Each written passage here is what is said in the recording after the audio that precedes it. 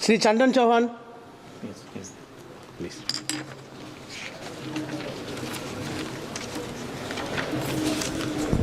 धन्यवाद सभापति महोदय। आपने रेल संशोधन विधेयक 2024 के में बोलने का मेरी पार्टी की ओर से अपने नेता आदरणीय जयंत चौधरी जी और लोकसभा क्षेत्र बिजनौर की सम्मानित जनता का धन्यवाद देता हूं कि उन्होंने आज इस महत्वपूर्ण विषय पे बोलने का मौका दिया। मान्यवर, इंडियन रेलवेज एक्ट 1890 और द रेलवे बोर्ड एक्ट 1905 इन सब की बातों को सरल करते हुए जो ये संशोधन विधेयक लाया गया है, मैं इसका अपनी पार्टी की ओर से और अपनी ओर से समर्थन करने का काम करता हूं।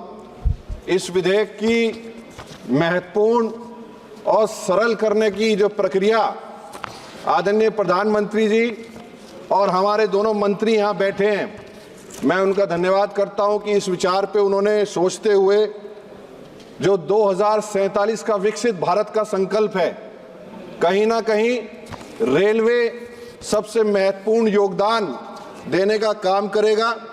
और जहां ऐसे कई अधिक अधिनियम और संशोधन लाने होंगे, हमें पूरा भरोसा है आपकी जोड़ी प्रधानमंत्री जी के नेतृत्व में आने वाले समय में और कई संशोधन लाके देश की प्रगति में और रेलवे की प्रगति में महत्वपूर्ण योगदान देने का काम करेगा। मान्यवर, जहां ये घनी आबादी के चैलेंजेस हैं और ऐसे समय में रेलवे जैसे जिम्मेदार बोर्ड को सुविधाएं देने की जिम्मेदारी है, वहीं विश्व के मानकों को पूरा करने के लिए, कार्बन उत्सर्जन की मांगों को पूरा करने के लिए, जहां पिछले दिनों 2014 से पूर्व 21,000 से अधिक किलोमीटर का जो है इलेक्ट्रिफिकेशन किया था, मैं धन्यवाद देता हूं प्रधानमंत्री जी की सरकार का। उनके नेतृत्व में जो सरकार है, उन्होंने पिछले 10 वर्षों में 44,000 किलोमीटर इलेक्ट्रिफिकेशन करके महत्वपूर्ण योगदान करने का काम किया। मान्यवर, मैं ज़्यादा समय नहीं लेना क्योंकि यहाँ सभी सम्मानित सदस्यों के विचार आदान प्रदान हुए।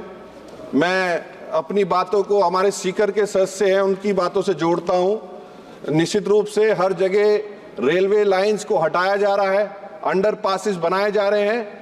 कई बार देखने को मिलता है कि पानी भरने की घटनाएं बढ़ती हैं, कई बार हादसे भी हो जाते हैं उनमें। इस विषय को मैं भी मजबूती से आपसे मांग करूंगा कि ऐसी घटनाएं ना हो और अगर उसमें कुछ शेड की व्यवस्था हो जाए तो निश्चित रूप से उसका लाभ होने का काम होगा।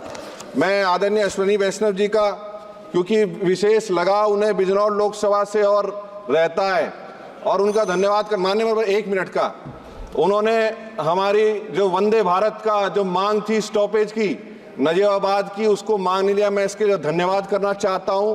और आदर्श स्टेशन और जो पुरानी मांग थी, मेरे स्वर्गीय पिता संजय चौहान जी ने भी इसी सदन में कहा था, बिजनौर आदर्श स्टेशन के साथ साथ मेरठ और मुजफ्फरनगर को भी किया, इसके लिए धन्यवाद करना चाहता हूं। इसी के साथ आखिरी मांग को ज्यादा समय नहीं लूंगा, 30 सेकंड मात्र।